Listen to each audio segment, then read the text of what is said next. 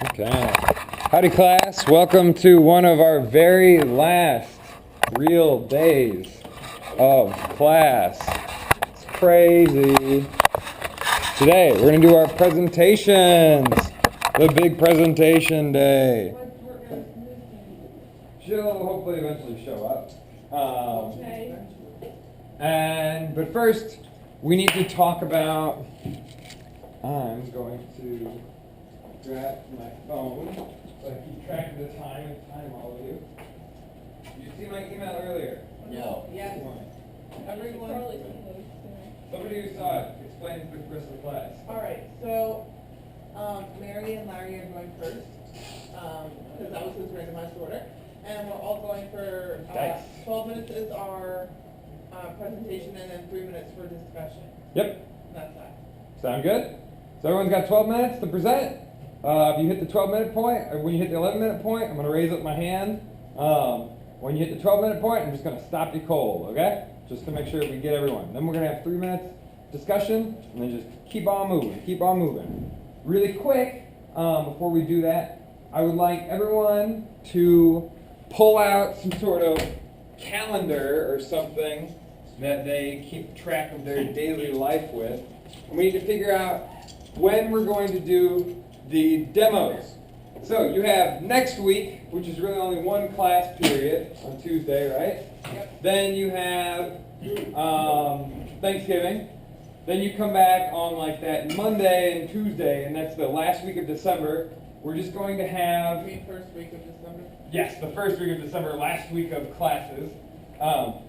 Then we will have just open labs during the class.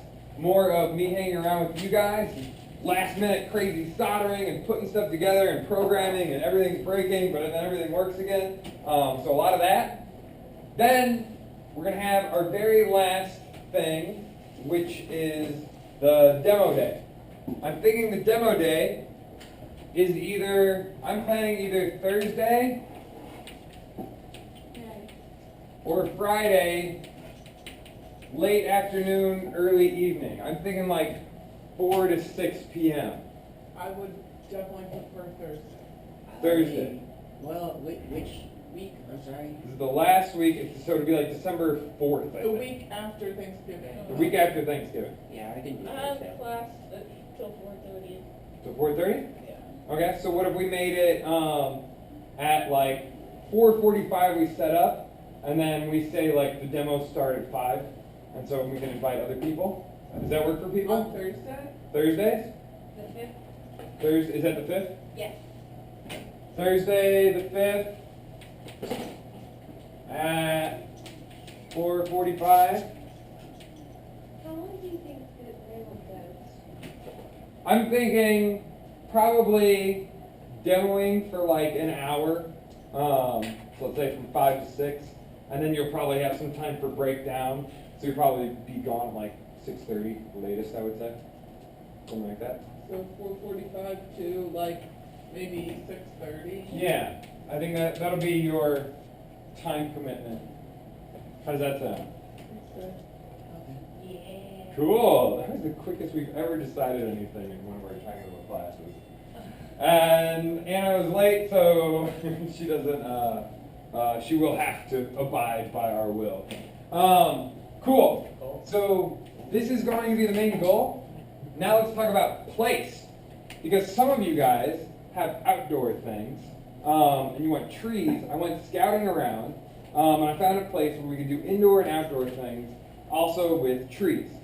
So do you know in Clough, right when you go inside, there's the like information booth? And then like if you're sitting in the information booth and you're looking straight ahead, there's like a couple little like benches and some doors and then an outdoor little bench area. Both of those places have power and benches, so we could set up like worms right inside, and then have maybe you guys set up your stuff outside, so that people can come to basically the same space and just move between the doors and check out both the projects in some sort of situated area. The thing for you guys to think about that though is walk over and look at those trees. and think about how your feeder's going to work, because those aren't like big oaks. They have, their branches are like, this thick. So maybe you want to spread it across 2 branches or something like that. Figure out exactly how you're going to communicate how your idea is going to work to people who are visiting, now that you guys more so know what the space is going to be. Okay. I'm going to email the person, I got the person's contact information to reserve this, because it's not like a real regular space that people normally reserve. It might be up in the air, but I think it should be fine. But we'll see. Other than that, I think that's pretty good. You guys ready to rock? Yeah.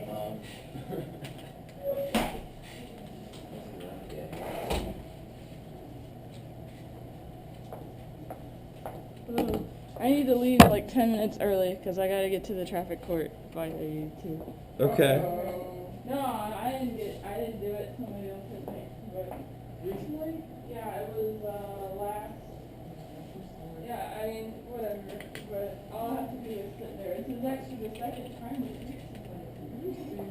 Yeah. And both times I was at a stoplight, not moving. Pretty serious? Yeah, it was pretty hard to miss, apparently. Is your car an invisible car? I was just going to say that. I was just going to say that. I'd recommend a different paint job. Yeah, or like some bright light. Okay, I have this computer logged in. This thing should be turning on. So set up and let us know when you're ready to demo. And everyone else, start getting yourself into attentive modes. Get out note things to take notes with. Arrange your physical bodies so that you can pay attention to things that will be presented. Did you ever get your pictures off your phone? Do we have a pen or pencil I can borrow temporarily for class?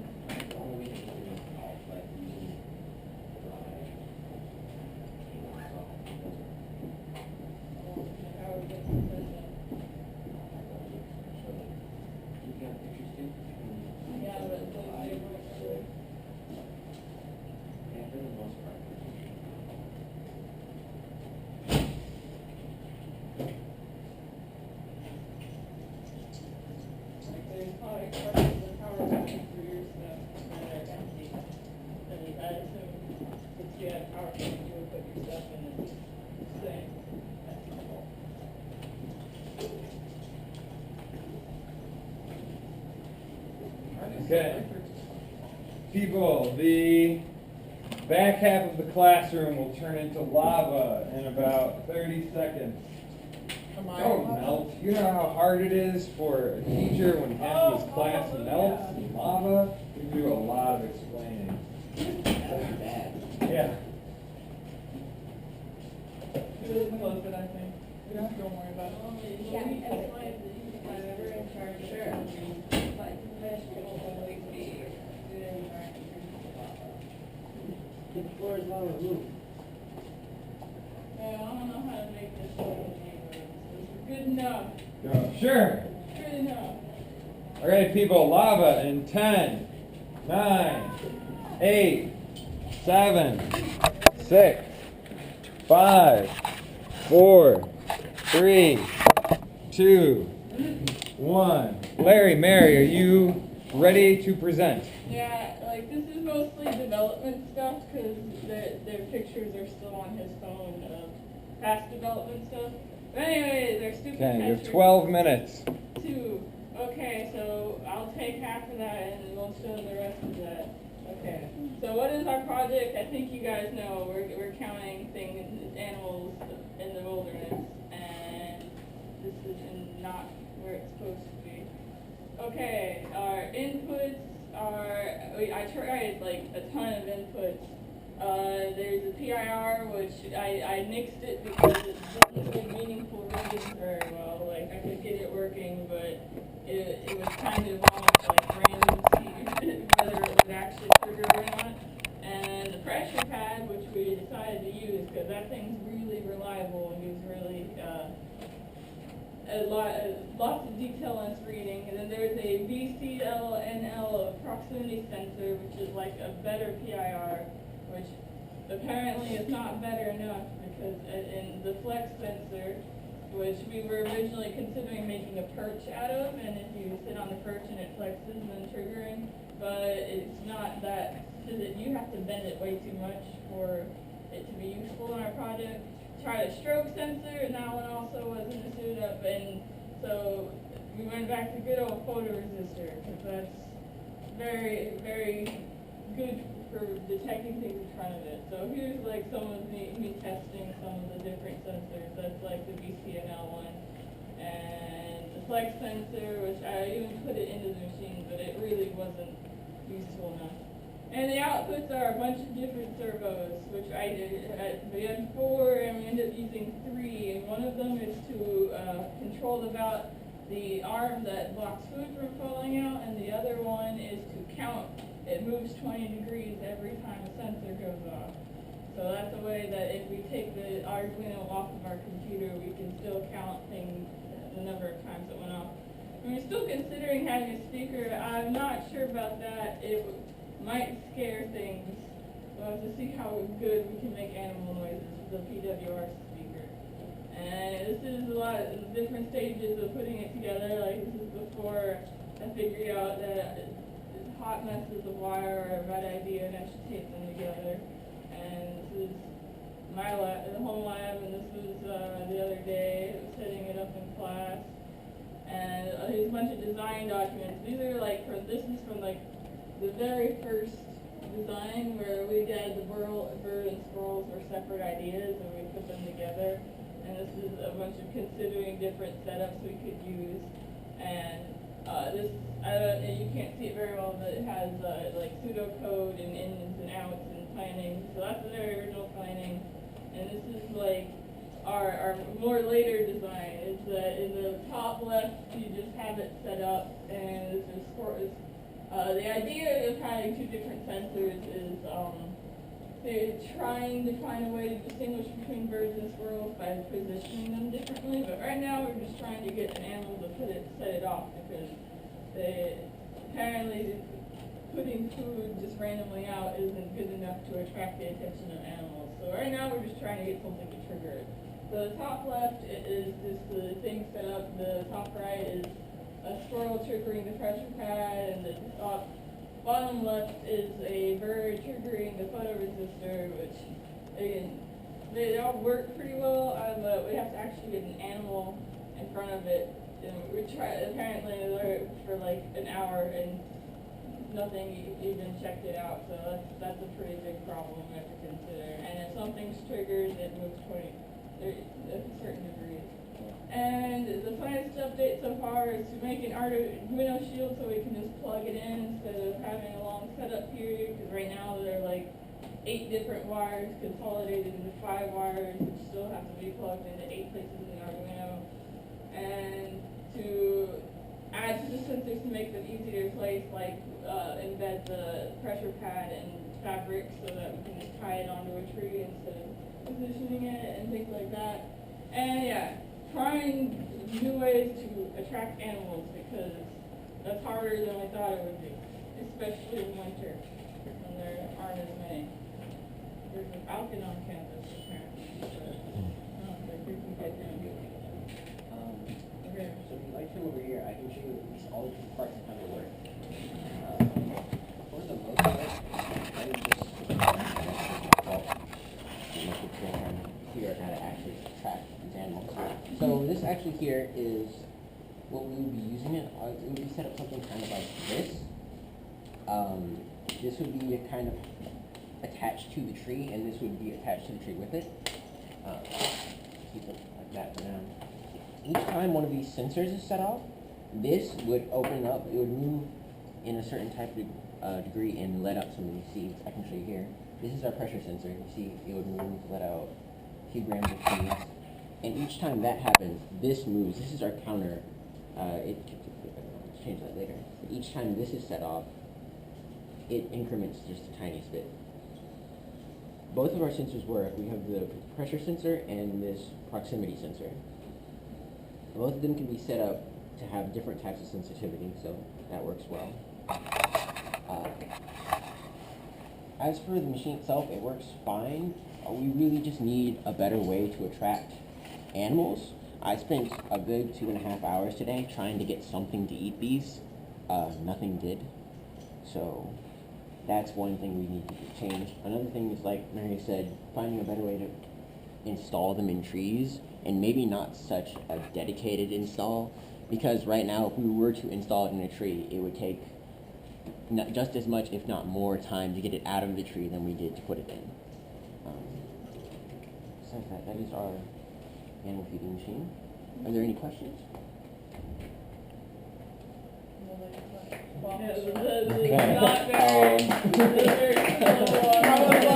don't want to be here, class. Okay, well, there will be questions. So, class, questions, ideas, critiques, feedback, things they need to do, things they don't need to do, things they should focus on. Right now, we're still actually building a shield.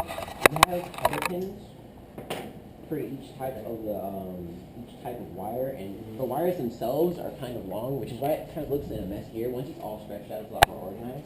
So it's built to go up the tree. Yes. This So is the like, Arduino would be at the base of the tree? yeah, and this is like an extension cord. It's a lot Gotcha. longer than it looks, Yeah. and then each sensor has a pretty long cord. So the Arduino would be down near the bottom, and then you would climb up and retrieve your extension cord, wrap them around, set up the sensors, and climb back down. So everything's fairly low. Is it like low enough that you don't have to actually legitimately climb the trees? You would only have to climb the tree once. Okay. You know, the Arduino is pretty portable and small. Why did you choose to put it at the bottom of the tree instead of up the tree with the actual device? Whoa, that's more just me being paranoid. Well, it's for the outputs and stuff, so that you can change what kind of output you get easily. Because we're still not sure if we want more than one servo, checking giving an analog reading or not. So it's like, I want to change my outputs, and instead of climbing in the tree to change the Arduino, I can just plug in a different one and it'll still work. Okay. I have a question. Do you guys have something that I like the analog. Do you have something that does go? Yeah, it's just put a circle behind it, and then just haptics every 20 degrees. It'd be pretty easy. I don't know if the water bottle is what's distracting the animals, but maybe you could have some sort of feeder that looks more enticing, not like a plastic water bottle, because maybe you can like. Well, the thing about this, the first thing we actually tried to get them to feed with is just this. I just left this out, just like dumped a bunch of it But and put it there, and then just sat and watched it for a while. But I feel like even something that is like foreign looking to them might not be as attractive as If you get Chick-fil-A, they probably know what that or looks like like something on that's camera. It's true. Or like even something like as if it resembles like a tree or yeah. Now, why did you not use like an already existing sort of type of feeder? Well, there weren't really any in the shape that we needed. We had been thinking of kind of like a tank or a tube, as opposed Yeah, to like something where you just, one of the pre-built ones where birds already land on it. Yeah, was it one of the ones with the tray at the bottom? Yeah, that was in the original design. But it's easier to block the output of feeders we make ourselves and also control how we hook them up, as opposed to working with some design somebody already made for some other purpose that we have to undesign first. Okay. Like, not sure how we would do it with the tray. If it was the one with the tray, we'd have to take the tray off. Things like that. Have you thought of also to even make the feeder more attractive? Like this is just thought to painted it brown and then coated it in bird seed to just kind of be like, there's something that I want inside there to do. I think what we've learned today is that bird seed is not good to begin with. When you find a different food to begin with that attracts them, because they didn't care about just plain bird seed by itself. So maybe. What about fruit? I feel like you can. It's kind of messy, but coat it in peanut butter and then the bird seed will come out. So the peanut butter smell and then the bird seed. I don't know. Yeah, because something that smells good would entice them also. Sort of suet. What? Is that what it's called? Suet? Yeah, it's like peanut butter and bird seed. I don't know what else is in it, but it smells good for us. it's crazy. I think like lard. Yeah, it is lard. It's lard. Yeah. Yeah. They really like it though. Our mom had it and we had it. I swear every birthday. So I think also, you know, you were joking about the Chick-fil-A, but I think there's an environmental factor that happens where a lot of, you know, birdseed that you buy is for people maybe in the suburbs or in rural areas, and, you know, they leave it out and there's all these birds come from the woods being like, oh, look, a trove of, you know, nuts and stuff like that. Whereas the birds around here are just like, give me more Chick-fil-A. And, you know, they might not be as desperate for food that's not as crazy nutritionally dense as They get enough of it. exactly. So yeah, I would say for my critiques of your project, I would say that I feel a lot of your problems that you're having come from kind of a lack of building a body and testing the body of your project. You guys have been going over the logic parts of it a lot. You can trigger that thing with that thing. But you're finding out now that you're like starting to like install it and things and like being like, oh, okay, well we run into this kind of problem, that kind of thing. And so this is why when earlier in the semester I try to have these things like all the bio performances and stuff so that you guys build this kind of larger intuitive knowledge of how your creatures actually interact, what are the spaces they live in, what are some of the special things about that like, in order to try to avoid these problems later on. But either way, it's a class and you are here to learn, and so you'll learn either way that you do it. But that's just kind of why I was trying to focus on that more at the beginning of the semester, and just trying to play and engage with these animals in these kind of ways to try to avoid those things. So what I would say is you really need to focus on just rapidly building bodies and testing out bodies and doing more stuff like you're testing like, do the birds and squirrels even like the food that we've designed all this stuff around? Because if that fails, you guys are now going to have to find some sort of other food that maybe fits into your bottle that you already have, instead of having whatever food and then designing around it. So that can be kind of tricky. You had a question? I was just thinking real quick. I know in my backyard we have something simple as like a birdhouse, which entices the birds themselves. So what if you guys had some sort of like birdhouse with that inside of it? I would also say, don't doubt yourself and get discouraged if if nothing comes in like 2 hours or something like that. Yeah, I mean, you It can leave takes it up at for. least about that much for them to actually notice it. Well, you could set it up like all afternoon and just ignore it, in theory. I would say at least give it like 24 hours and then like use your counter as like a tool for yourselves too to understand it. Maybe if you guys have a scent that'll warm quickly. Something that smells like Moving food. it, Yeah, yeah, that's more than like just something solid that's sitting there. Yeah. Cool. So yeah, definitely think about how you're going to give your thing a body, how you're going to create the rest of your space. And I think those will help solve a lot of the problems you're running into. Cool. All right, great. Good presentation, good critiques, guys. Who's up next? I think it is... Yeah, Robo-My Scales.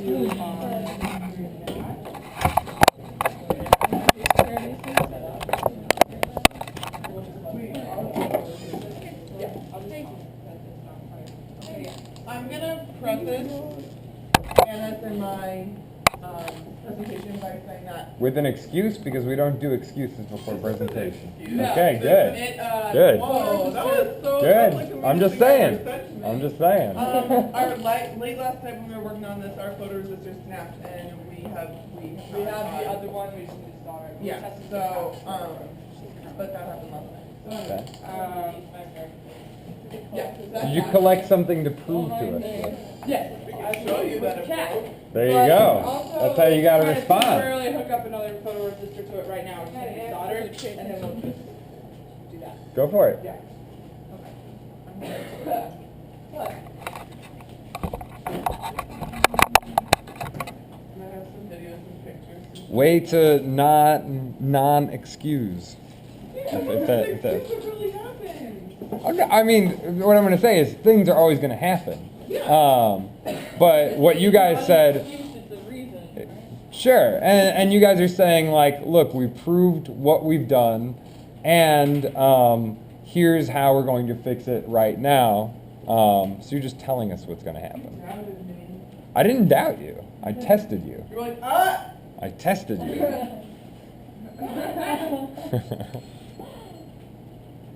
Really, now I'm sweating. You made me nervous. You've got mail. Wow. Annoying. Wow. Sorry, I'm ancient and I do AOL. This is pretty amazing. Sorry, everyone. Don't apologize. It's like really like. I like Yeah, I didn't know so AOL still existed. I know. I like it. I Yeah. have Gmail and I like AOL. Okay. We should all switch back to AOL. Okay. Somebody just go get me an AOL sticky so I can have a frisbee. Please. We had so many of those. Also, while not Mary, or Alex, Alex was doing that, we also had the same issue with the cat not liking the mouse. Well, the cat liked it, but she was afraid of it first, and we tested it with 2 cats. The second cat honestly didn't like us at all, so we got nothing from that cat. It was kind of an older cat, so we need to make this look more enticing. With this body on top of it, it wasn't sensitive enough, the fabric's too thick. Yeah?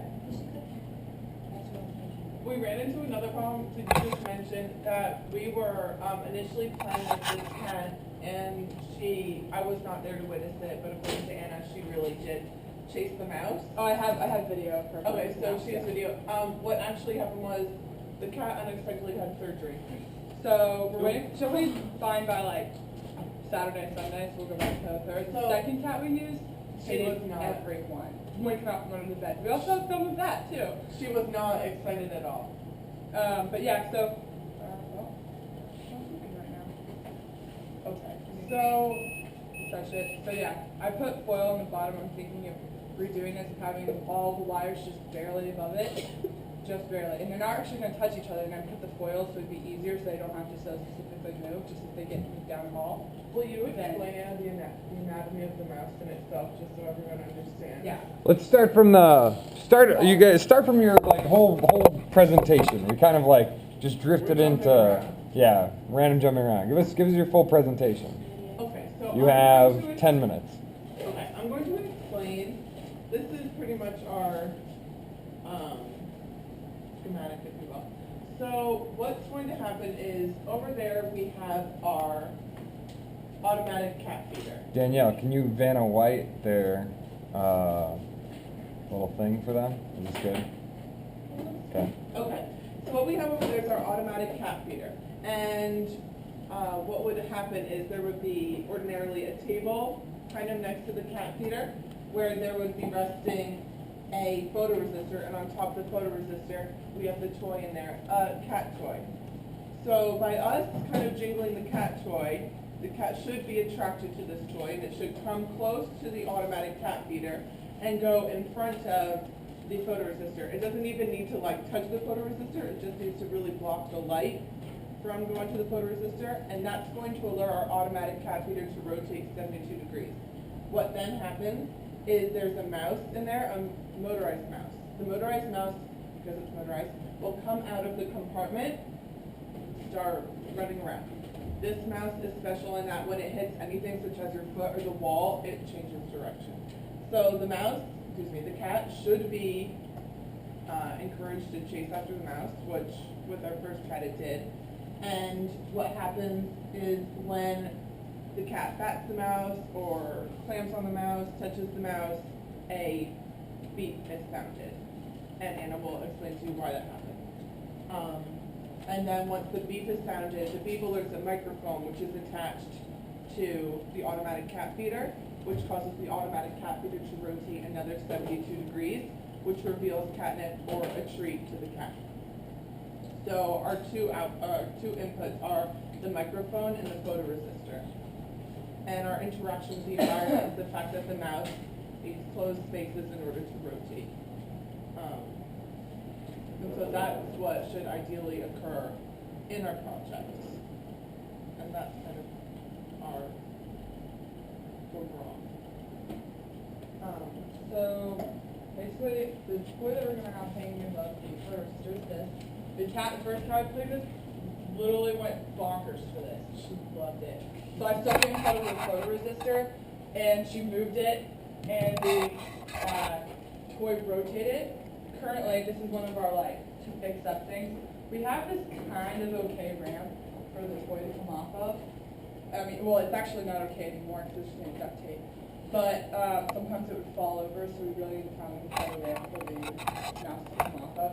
I didn't really think about that until we were playing with the cat, and then all of a sudden the mouse was like, I can't get down. So, I mean, when it did, it would flip over. I also have it so when the mouse gets tipped on the side, which the cat would really like to do, it would go off as well. Like that's how it was. Sometimes the cat would just like knock it over and then it'd be stuck. And I'm like, well, that's not good. So I would consider that being the cat hair and caught the mouse as well. So when it gets knocked over, it goes. This is I'm put up the cover right now for it. Let me note real quick. This is the anatomy of our automatic cat feeder. So the battery that the automatic cat feeder uses is this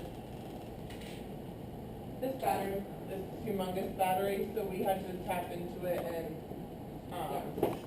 what we did to get our project working is it was on a timer, and we broke the timer, added in a photoresistor, and used the photoresistor as like the determining factor of what we're taking on.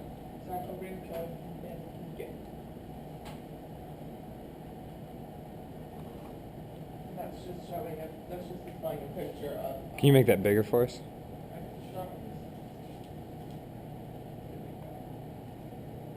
So what are we looking at here? So that's just displaying some of our wires that are attached to the inside of our automatic cat feeder, which allows it to rotate.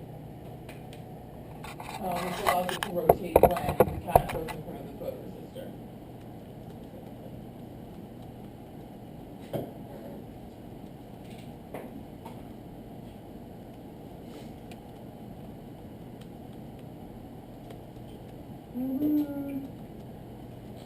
And this, Anna, if you want to describe this real quick.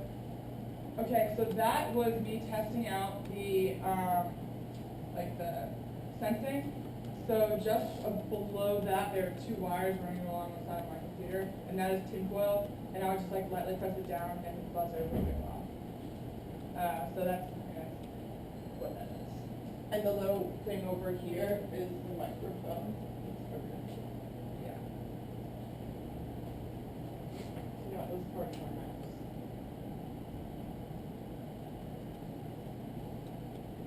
So just trying to put up. Yeah.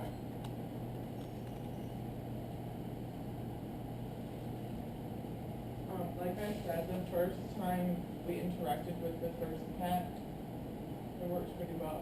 Then last night, the second cat wanted no part of it. So that's something we have to work on.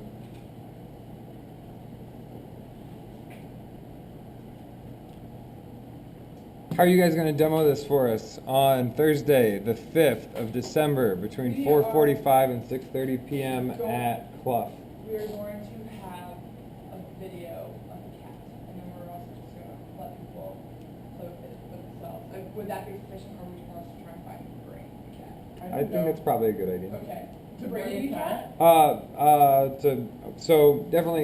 So everything should be stepped.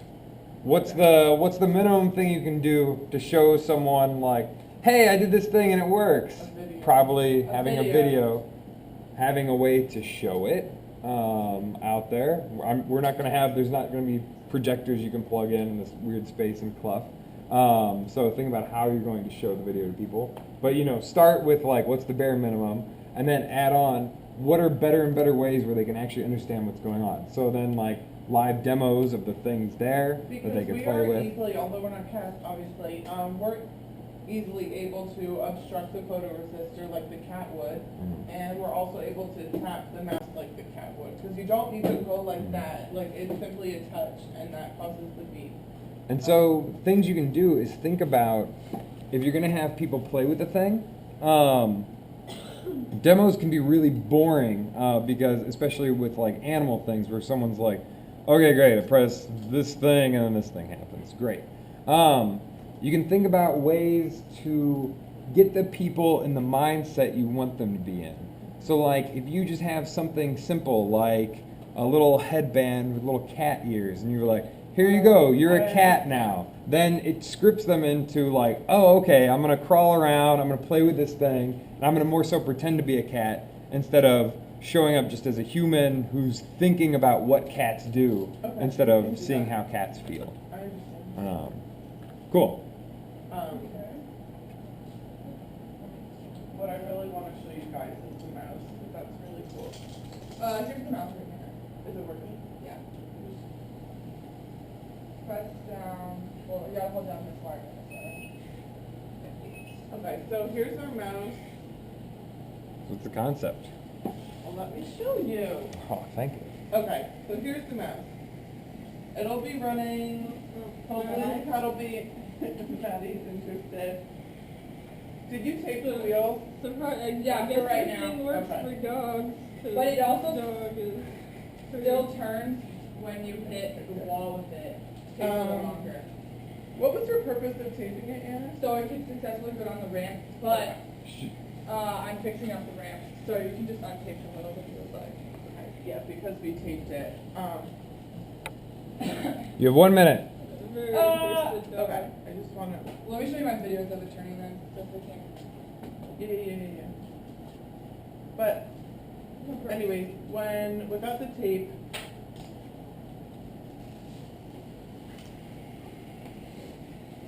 So is this mouse always on inside of the feeder? yes, that's how it gets ejected. But see, why isn't it? Oh, that wasn't Okay, it is question and answer time. Can you, people, questions, answers, ideas, concepts, touch their things, Yeah. play with their things, figure out what's going on here. Can we put the little shell on It it? was Or does that not work? better. The shell, no, the shell is, we're sewing on, first we're gonna figure out if the cat wants to have something shiny, because it was switching off between if it wants something shiny and, like, feathery. We have to hold down, both wires, because that's how it's gonna work. But here's Mr. Kitty playing with it. Should we see what happens when Maddie plays with it? Yeah, we can, if Maddie wants to play with it. You want to just let it roll, Mary? Okay. And then we'll release Maddie? On. So here's the cat. What's that? Yeah, I'll put it out here. Have a more open area. Come on. Oh, sorry. It'll just turn. Yeah, I think it is solid. Why is it going in circles now? It usually doesn't do that. All right, go, Maddie. Make it get There you more go. mad. She's Yours. watching it, but she's like, I'm gonna hide under Mary. If only it was shaped like Andy's feet. Yeah, Then she'd be right. really interested. No, she only does things when you don't want her to. I think It we seems like everybody's we watching me. messed it Oh. up. Oh, we have another one. Yeah, we do have two in Everybody's case, watching because me. ordinarily, it doesn't travel in circles. Here's the cat running after it. Nice. She would knock it over. Yeah, everybody's Do you looking think at that me those kind of inside. interactions that the cat's doing will be able to trigger? That's what The we were beep. having an issue with. Sometimes it would trigger and sometimes it wouldn't. So I mean, that was what we wanted to fix up, was make it a little more sensitive. Because after testing that, I found out the cat is very stealthy. Yeah, so that was our main issue that we were having. That and that the photoresistor broke. We have another photoresistor. And then I'll show you the thing spinning as well. And we do have a few updates. I just want to say real quick. We plan on covering this with fabric to make it look more enticing to the cat. We also plan on covering up some of our wires because they're a bit messy. That and the cat likes to chew wires. So Yeah, so we are, this is gonna go over. yeah, and that's going to go over our photoresistor. Here's So, our photoresistor. It's gonna be hanging off the table. Cool. Questions. Yeah, We need questions. People. So, as like, have you like set everything? Have you guys had the problem of it being very alienating to the cat? Or I think, do you mean like not enticing? no, not about not enticing. but- Acts differently. Doesn't know what's going on. Yeah, What like is this? it seems like your flow is very much like there needs to be a golden path, like there's like, this relies on like this working well, which Yeah. relies on the previous step working well, which relies on the previous step working well. Yeah. So I'm wondering if like, you guys have like found cool ways of, if the cat didn't do what you wanted it to do, it does other emergent behavior that still kind of works, or is the problem that like, you really need the cat to do one specific thing, and like, the mouse to stay in a certain area? Well, in order for our project to completely execute, I think we really do need the cat to complete the tasks that we want it to complete, but I see no reason why it wouldn't be attracted unless the cat's old and grumpy like when we played with last night, who like wanted no part of this. Right. Yeah, but in that case, it's not gonna play with the toy anyway, it's really geared towards cycle cats. The only thing I think the cat really successfully needs to do is to play with this, which is really honestly what starts the game. Yeah. So if the cat's not playing with this, it's really then our Nothing will machine's happen. like, well, there's no point, because the machine was mostly like, you have to catch your toys, and then you can get catnip. And if the cat doesn't catch the mouse and it runs into something, I was thinking of having like, if it stays there long enough, like the cat fails, it beeps, and then the cat gets catnip anyway. Or if it fails, it beeps, I don't know, it will roll and there'd be like an empty tray. I guess it's up to you guys, like if the cat doesn't catch the mouse, like sometimes the cat just like knocks it, like I said, doesn't actually like stop it, then it starts going wrong. Yeah, like that. What if you could like monitor the cat's, like, I guess its mood by which outlet it goes to? Like, you say you have like the thing with like pom-pom that, like, if it's in a playful mood, then you want to release like the mouse, but if it's in a mood where it kind of just like goes up and looks at it but doesn't play with it or something, like, wonder if you could use like a proximity sensor, like somewhere else around that area to be like, okay, well, it went there and it's not in a playful mood, but if it goes like to something else or even close to just like that and not the pom-pom, that it turns and releases like food or something to be like, okay, well, you don't want to play right now, but we need food. I don't know if that would be too I hard. think that's a good idea. That's also incorporating another input.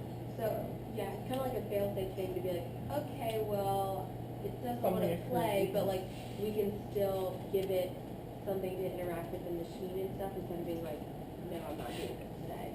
That. And just to be able to test the fact that like, it was able, that it didn't set off that one thing, like you're like, oh, well, our thing doesn't work at all or something, but if it is able to like, hit it, do something else, be like, oh, okay, like, feedback, like, it works. Just a smaller, so I don't know if that's too difficult to add to what you already have. Proximity sensor might be difficult. The photo register honestly could probably see if the cat was there just by shadows, and it would it got darker. Because actually that would work. If it got darker, it would do something different. Because right now it's working based on if it gets lighter when the toys move away. So I guess that would be like the same, using the same sensors but a different like reaction. Yeah. Try that one out. Okay. Okay. Cool. I would say my main criticisms with you guys' project is mostly in presenting it. Yeah. You always have, anytime you're going to be presenting anything, you're going to have a limited time span.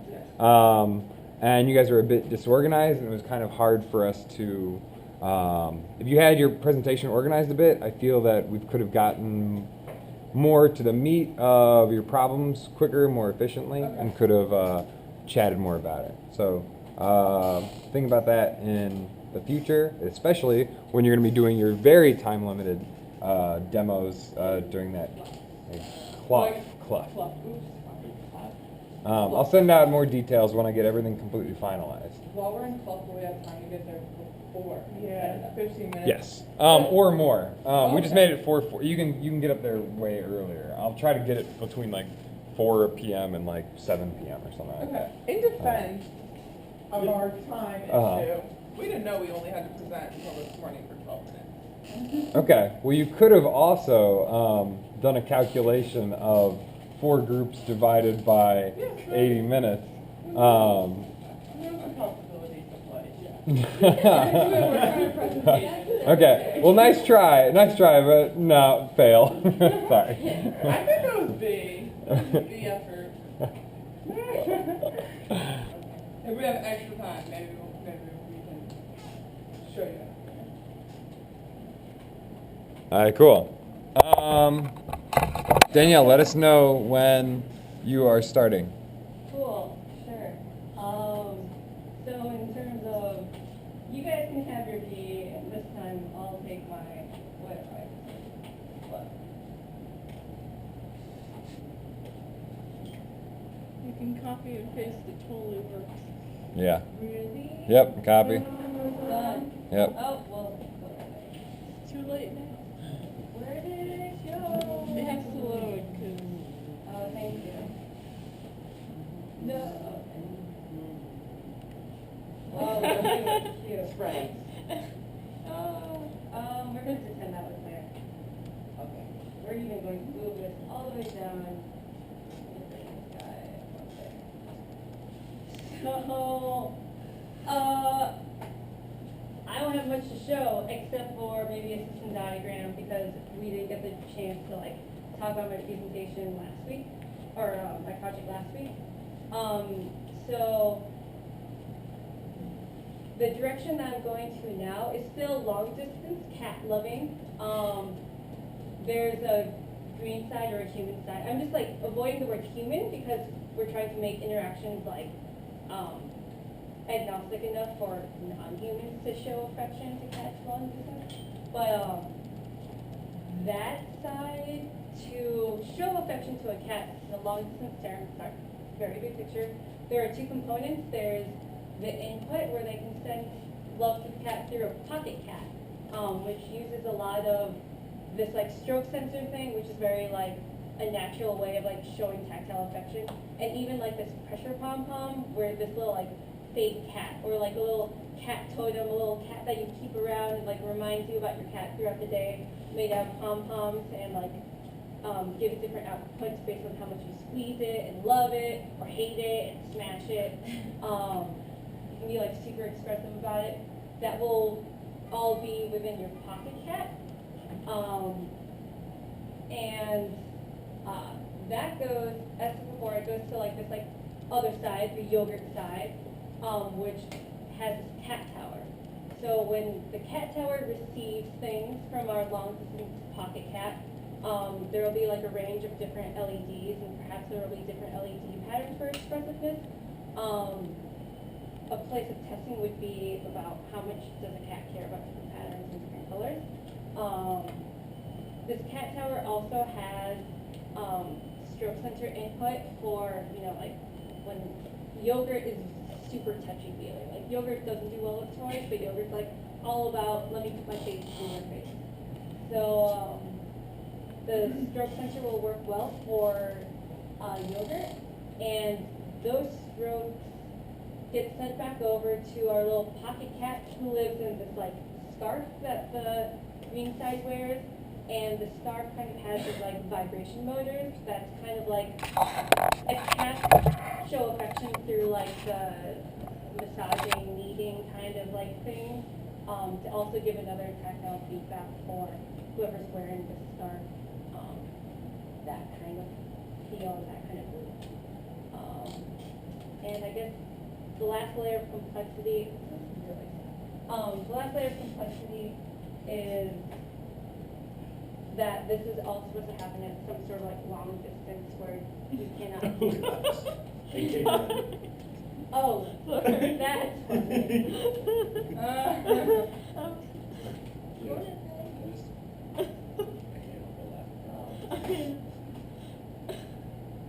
Well, this is supposed to be adorable.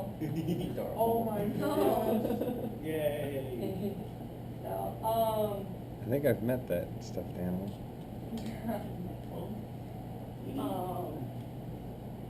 So it's been really fun learning how to make pom-poms. I have like 3 of them that I've been messing around with in the back and still trying to find different materials to make it look exactly what I would like. How does the pom-pom work?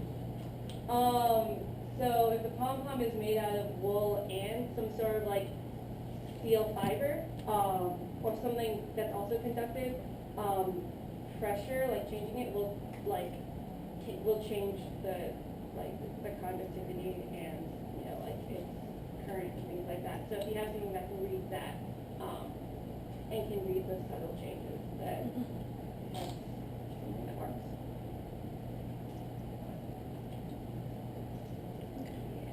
You have 7 minutes. Shit, what do you do? You I- can show us more of your things if you want. Sure. You can help people understand your thing. I guess I can do a little bit of play acting since I only know for people who are like doing it. Sounds good.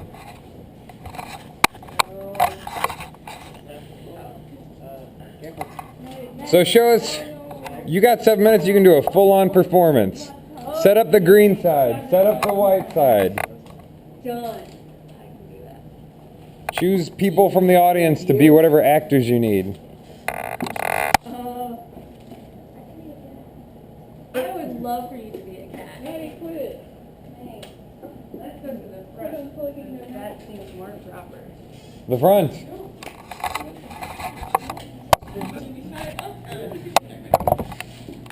I wanted to do something, but she's gonna hide. No, Maddie, don't do anything. Whoa, and then this is like, do something. Oh, I'm shy. I'm too shy. Well, it's not necessary. I can just like You tell know, people. my like, problem with that. Just tell people what the things are. Here's some of the pom-poms for you guys to feel. Ooh. Interesting. Oh my goodness. I'm still trying to find the right. Have you measured them? Are they able? You able to get an input from them? I haven't measured them I yet. think this is like dog toy material. I'm pretty excited. Maddie, Yeah. likes them? Are they? Did you make them yourself? I did. It's really fun. You can tell because they're still wet, right? Yeah. This feels great. Why are they wet? So I mean, then they would look more traditional yarn pom-pom kind of things, but then like scrubbing like wool and stuff like that will give it the fluffier texture. So what do? You take. You take it and you just scrub it under hot water and soap. Apparently, You grab a bunch of string, you tie it all together, right? Then you get it all wet and soapy and it fluffs up into this. That's pretty cool. Yeah, right? Because otherwise you just have kind of like a string ball. Yeah. This is so cool. Oh my Cool. gosh. Perform.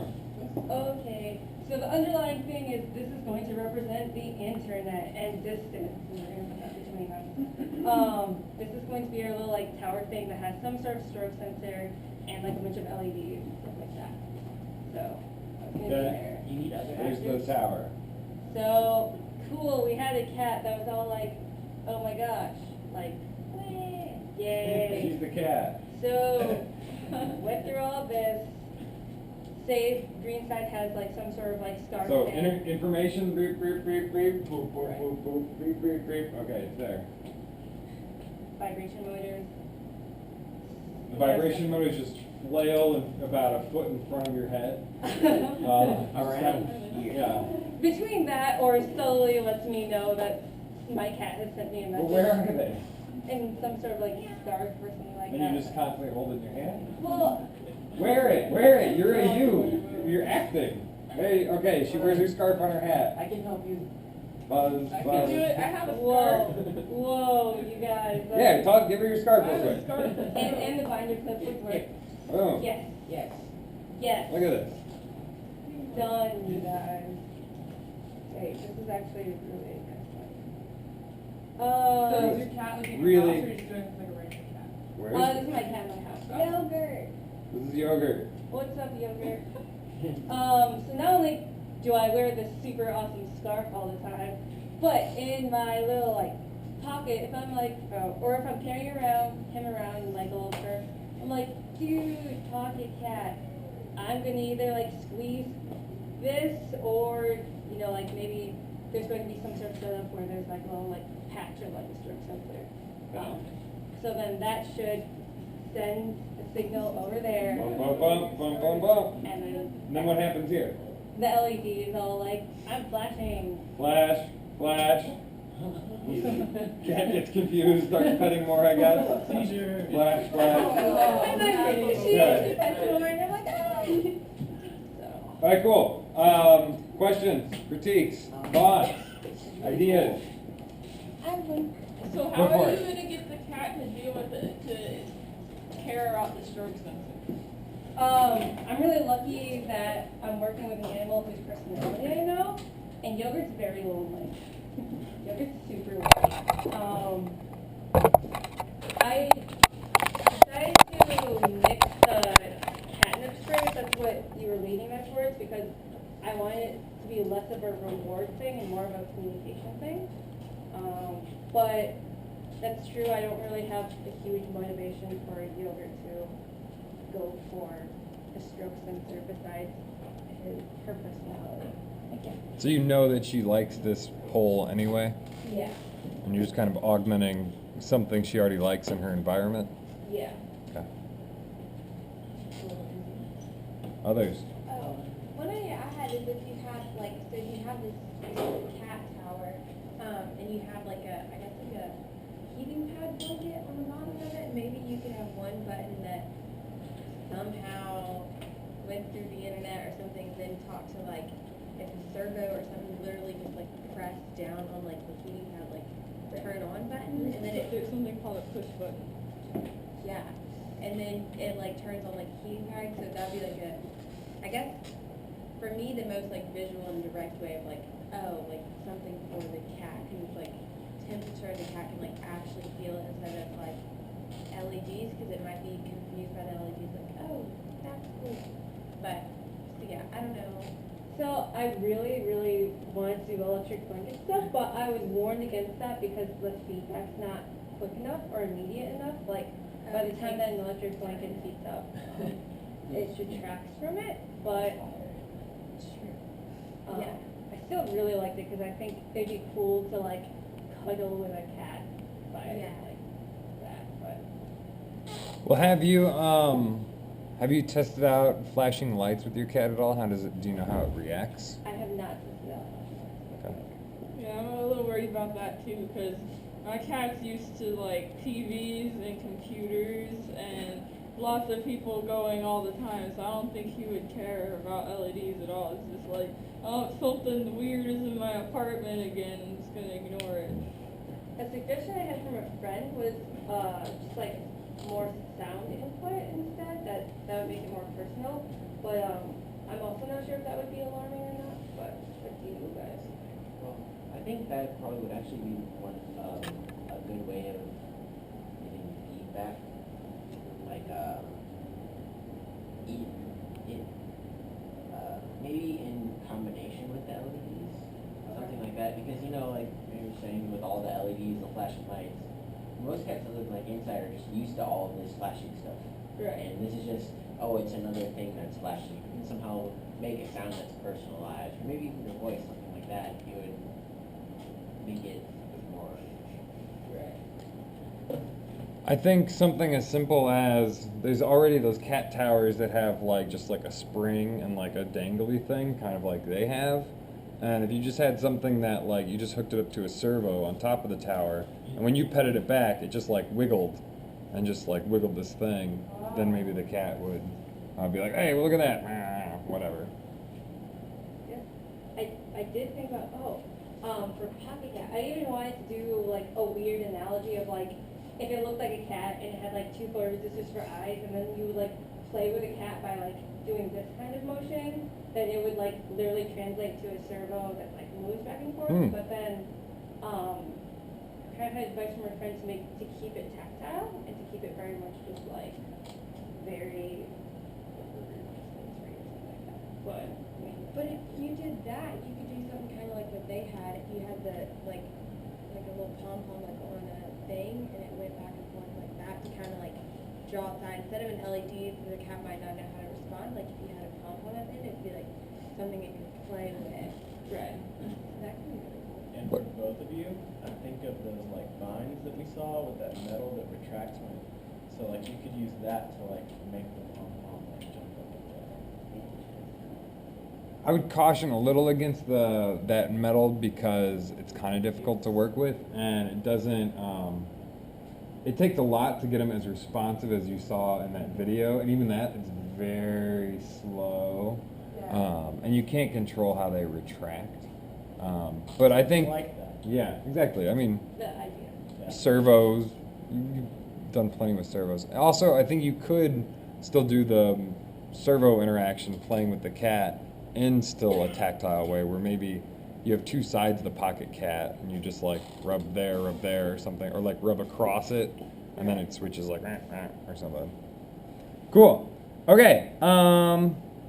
Yes. And so for my criticism, I would say that even more so iterating what I said to them about the presentation, but I think you know this. That was a not very prepared presentation at all, and that can be detrimental to your project to not get as good of feedback as you could have with a much more prepared presentation. Other than that, I see that basically you have some good ideas and you have the materials that you seem to need in stock, and you're just gonna have to work real hard putting them all together and dealing with a lot of failures that are gonna happen when you realize that, oh, this something, everything's gonna break, but eventually you'll put it together. Cool. Okay, final group.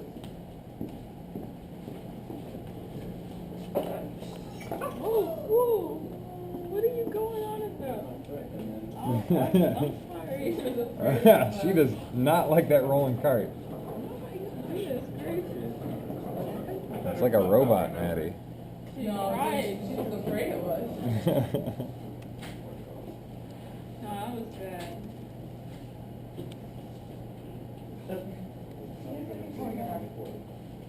It's not a real. Oh, it's not Oh, three-prong? yeah, no, that's a two-prong. Okay. Nice. Way to use the mobile cart. Oh. Do you want us to turn in our scripts to you, or scripts from drawings? Eventually you're gonna have to turn in absolutely everything to me. But not yet. You can turn them into me if you want, or you can just turn them in the whole final project turn-in thing. Do you have Which is like gonna be like a blog post and everything of that sort. Yeah. Okay. Maddie? Well, So so we we- could just take pictures simply and put this on our blog post? Yeah. Okay. When is our final?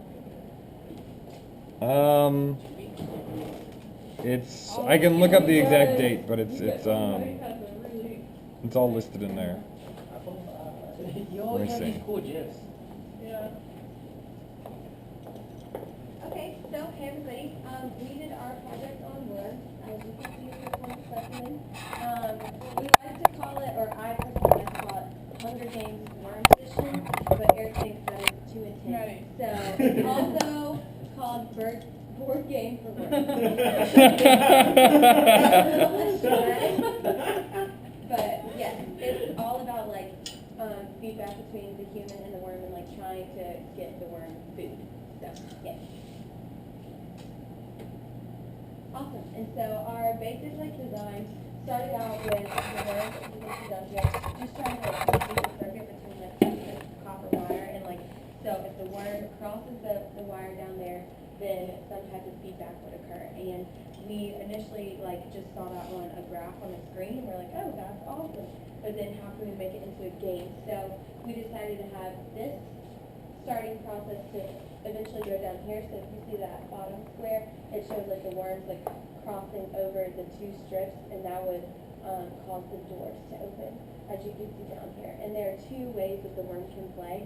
The worm can either go around like all four quadrants, by initially going like one direction and going in door 2, or he can be tricky and go just to door from 1 to 4, and then like he would win and get food quicker. So that'd be smarter, but we don't know how smart worms are. So, and then as you can see up there, there is like a benefit for the worms playing because they get food, and we decided that coffee grounds would be like the best thing. So here's our little Sour Patch worm. Oh my And it's God. like nomming on some coffee when it gets there. So yeah. This was Andy kind of urged us to get like a good idea of how the gameplay would actually work. So we used a very low-tech version. We try to just visualize how this game would actually work. And that just showed like the normal way of gameplay. With odds that like shooting right or 50-50. So, how we actually accomplished this. So the first step was to make the game board. For this we chose a 12 by 24 translucent blue acrylic board. We then laser cut it with our game board pattern. So we just cut out the different pieces.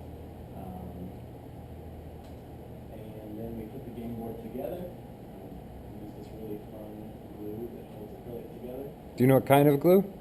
Acid. Acetone or acetone? Oh, No. It smelled like that. a little bit.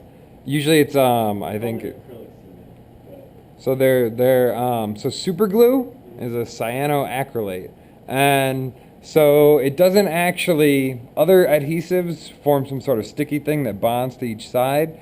With acrylic, the type of glue that you use, either super glue or more of this like welding direct bond stuff, what it actually does is it melts both sides of the plastic together. So you can form really good bonds if you can hold them together while they melt. Yeah.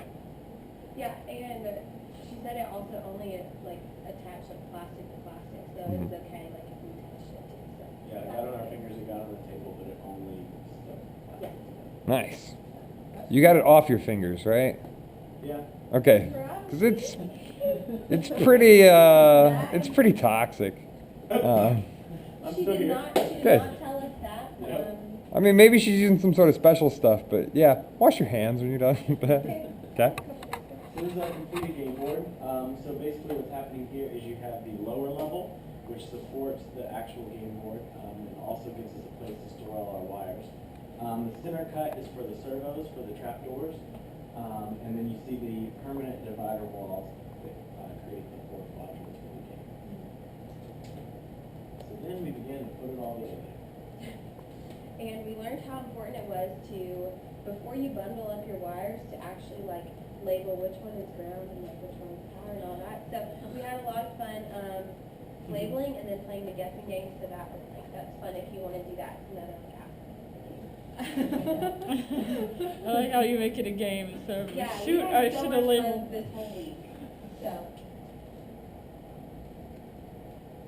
So this is an example of our ultra bright 1-watt LEDs. We chose white light and not colored light because worms actually respond to full spectrum light. If you use just like green lights, blue lights, whatever, they actually have these internal sensors inside of them that kind of say, oh, I'm getting full spectrum light. That's probably the sun. I should probably move. So it's not necessarily like torturing the worms in any way. It's really just using their natural instincts to move when they receive the signal of there's full spectrum light right now. So we use these ultra bright LEDs. We kind of strategically placed them in corners and stuff so that there wouldn't be dark areas on the game board. And then we also use this film, which is just a, what is it called? Color correction gel sheets for like stage lighting. And basically what these do is they block out a lot of the full spectrum light that would come from the ceiling or the sun or wherever we are. And also that blue tinted acrylic also reduces a lot of the light.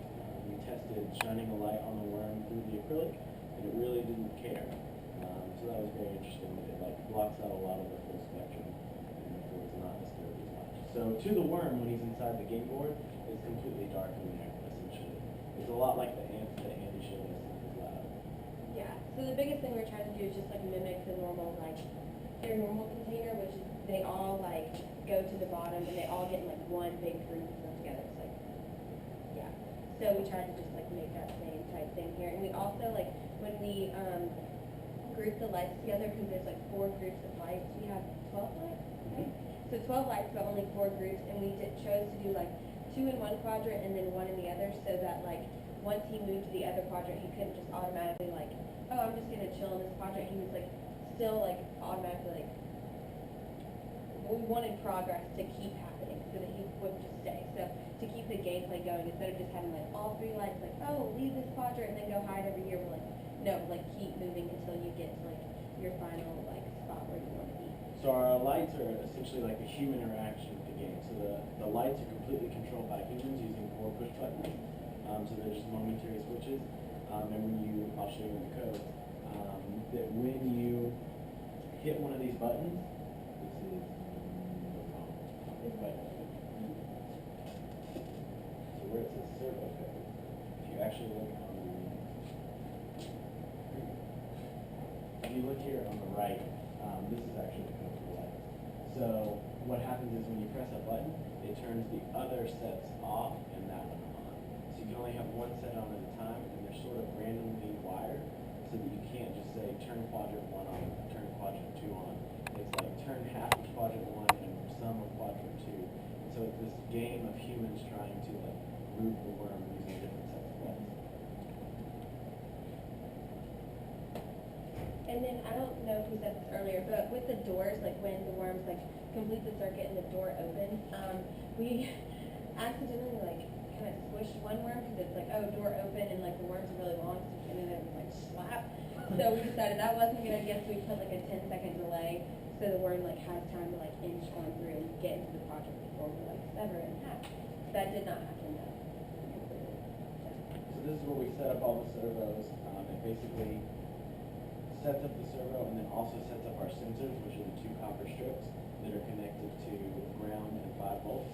And it reads in that signal through the ground and says, oh, the circuit has been completed, put full voltage or low voltage. And that's how we determine whether the worm is actually making contact. The contacts are between ground and 5 volts? Well, it's actually between 5 volts and analog 1, 0, 1, 2, 3. Gotcha. And that's kind of our ground. That's what completes the circuit, but the circuit's not completed unless the worm crosses across the strips. So there's our wiring coming out of the center, and the Arduinos and the breadboards to get the servo working. This is a fun video. We got Checking the crafty. worm.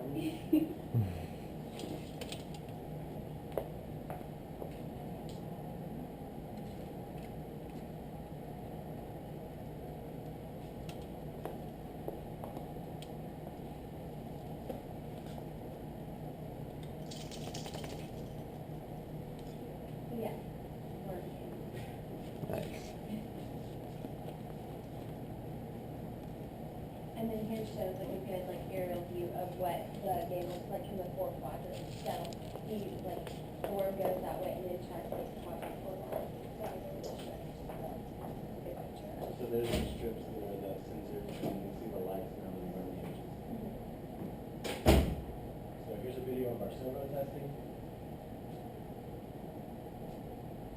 And there's the 10-second delay so that it doesn't smack the worm.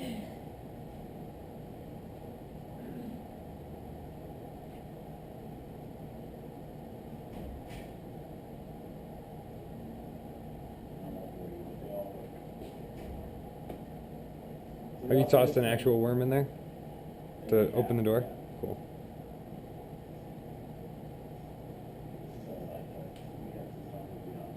Yeah. Like a rain for the worm. So this is me pressing all the different buttons to just show the different quadrants and how they light up.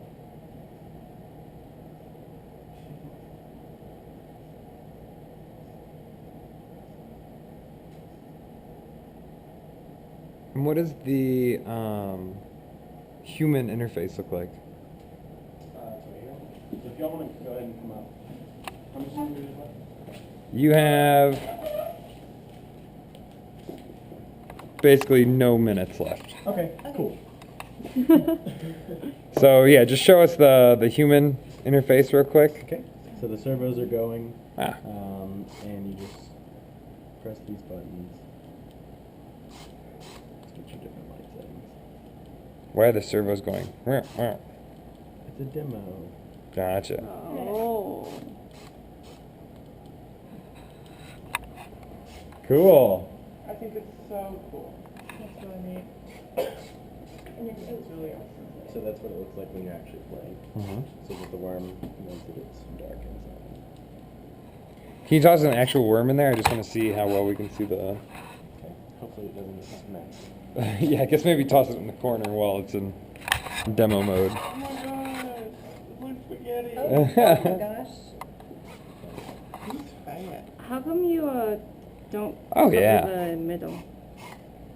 Oh, he doesn't even go. He usually sticks to the sides. It's really weird. Okay. Shying away from that.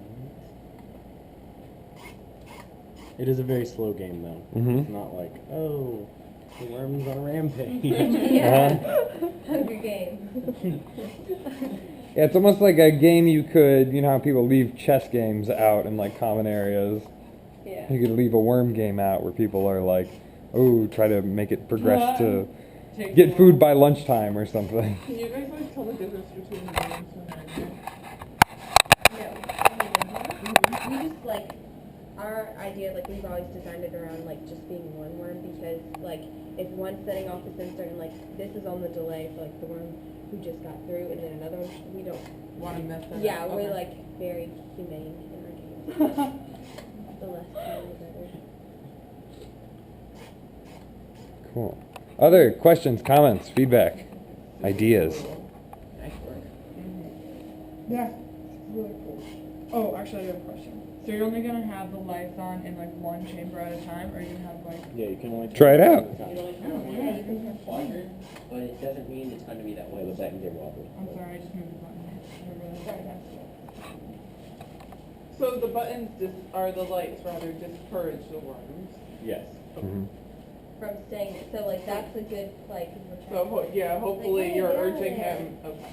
So how did you decide if we want these 3 lights on at one time? Or like, We just went through and like we decided like which ones we were gonna like group together and stuff to kind of be like, okay, so we're trying to get him away from there and slowly and surely over here to cross through, but it's like natural reaction like with that door open, it's like, oh, I'm gonna try to just go hide in this direction, so it's kind of like, no, we want you to go this way, and then like, And one of the downsides, I guess, to this game is the worms kind of have to wake up. Yeah, they're not Um, very. Yeah, active. and once they start to get active, they really start avoiding the light. But for a while, they just kind of sit there. yeah. And they kind of curl up in a ball and like hide from the light. But eventually, they like, So they really are waking up. And I guess there's no really other way to really encourage them to do it. They're not really kind of animals anyways. Yeah. So. Well, I think. Do you think most people will want to lead the worms to the coffee grounds or away from the coffee grounds? Or, yeah. Well, I guess- towards. Why would they want to lead it away? Why would they want to leave them too? Because it's feeding them. And they obviously love it if they put it in this direction. That does that does bring up a point though about maybe you'll want to. So you do have them numbered, right? Mm-hmm. So they always start in 1 and they want to end up in 2, 4. Yeah. They want to end up in 4. But you have to like progress through the thing. Gotcha. So that already gives some like directionality of like, okay, well they want to go higher up in numbers, but maybe there's some other way that you can let us know that, you know, that's the goal. That reinforces like, okay, definitely get there. Yeah. We'll see some coffee grounds in there, and then maybe, you know, maybe it's just like a different color or it's got sunshine. I don't Yeah. know. It doesn't have sunshine because the worms don't like sunshine. But We've got the coffee grounds in the back, but we didn't want to like make a mess. Yeah. But yeah, so there would be like delineation normally between like, oh, this is your goal, and Mhm. like trying to get there and stuff. And stuff. And it's really only the head that responds to light. Huh. Did you figure out which end's the head? Is the end near that stripe? I think it's the end near the stripe. Okay. So they have that like band. And this one is kind of in the middle, but that's the head. Gotcha. So he's trying to make you like, yeah. They. So cool. Yeah. Yeah, I think this worked out well with how you're able to hide the wires down there too, because we don't even think about any of that they're stuff not at in the all. way. Nice. Don't look And yeah, those LEDs came out. Don't good. look at the man behind the curtain. Yeah, this is the weird thing they do at first, where they just circle around themselves. I don't know why they Maybe spend he's like just 10 trying to- minutes doing that, but Huh. they do. And then eventually he'll just be like, and then run away. Huh.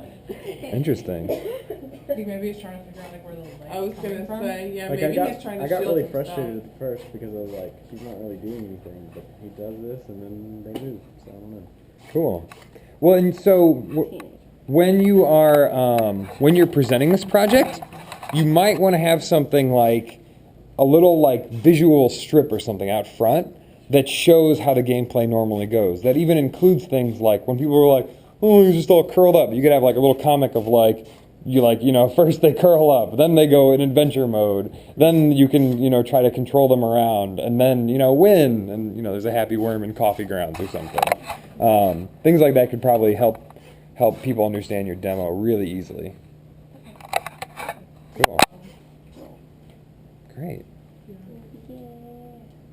Yeah, and other than that, I would say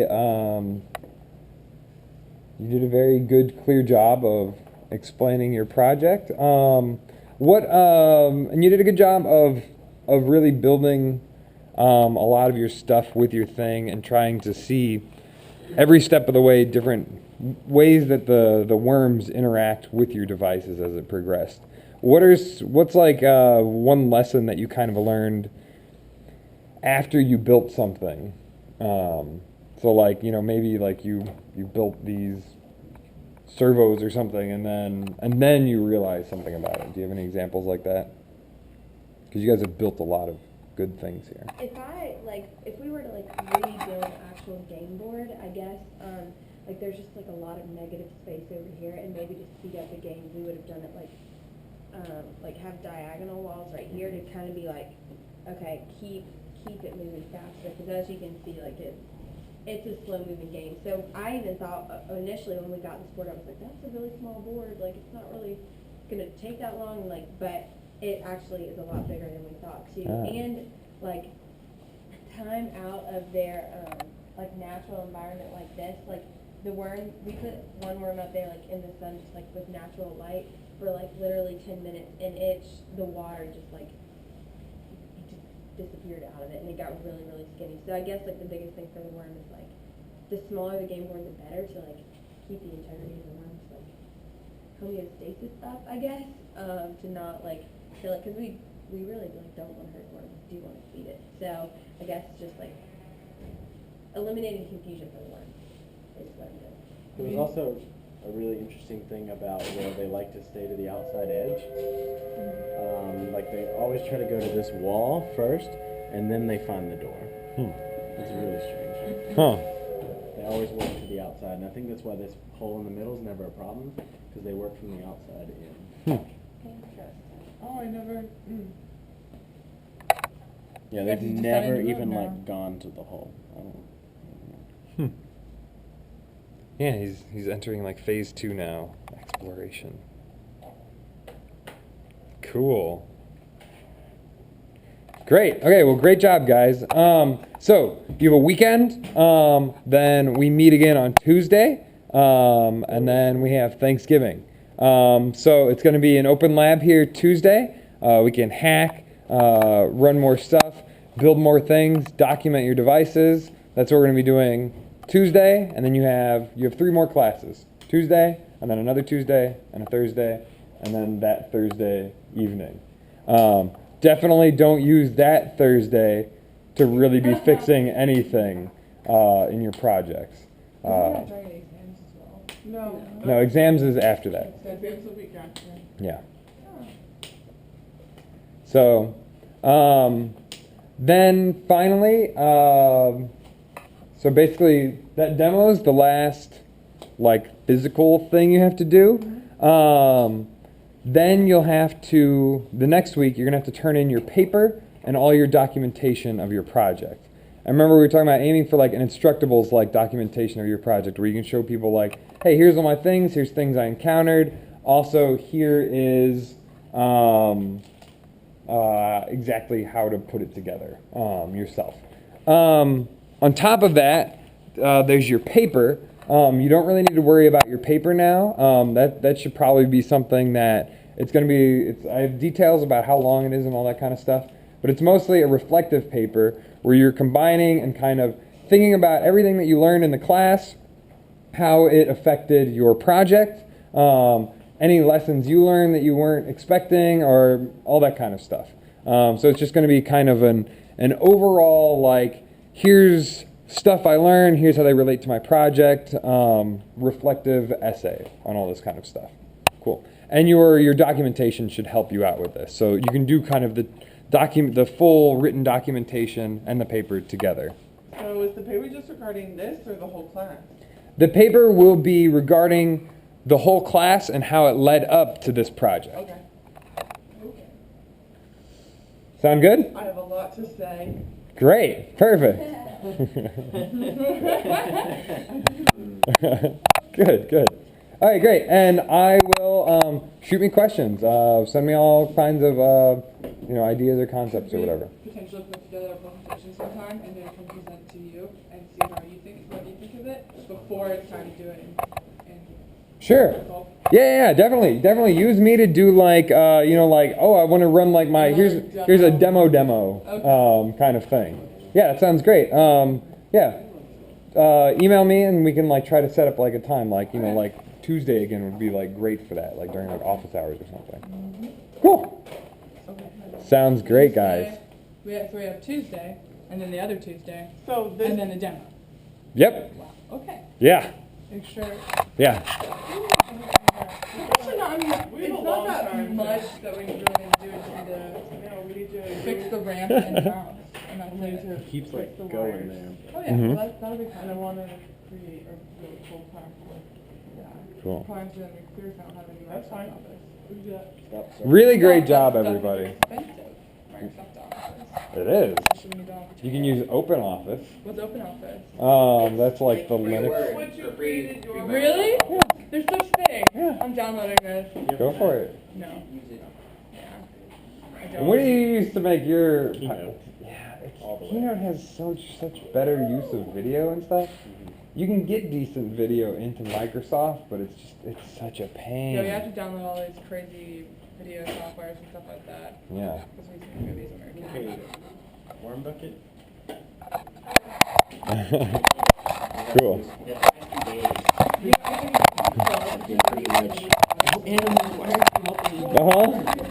Yeah, animals are they're tricky to work with. All right, people, let's get cleaned up so we can let other class in and have their classroom.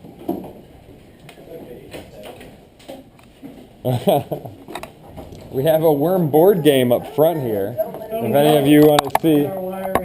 Oh, the worms never go in the middle. I pushed him in it. Oh man. He's escaping.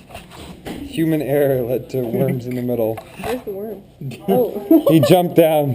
he's not supposed to be there. He's tricky. I don't want to lift it too much. Yeah. It's a big worm. Is it a regular worm? Yeah, it's like an earthworm. So yeah, they put it in there and you try to navigate it around the board. Hi Danielle. Yeah, and definitely look up all those things. And shoot me like questions or whatever you have. So research. Sound good? Cool. Have a good weekend.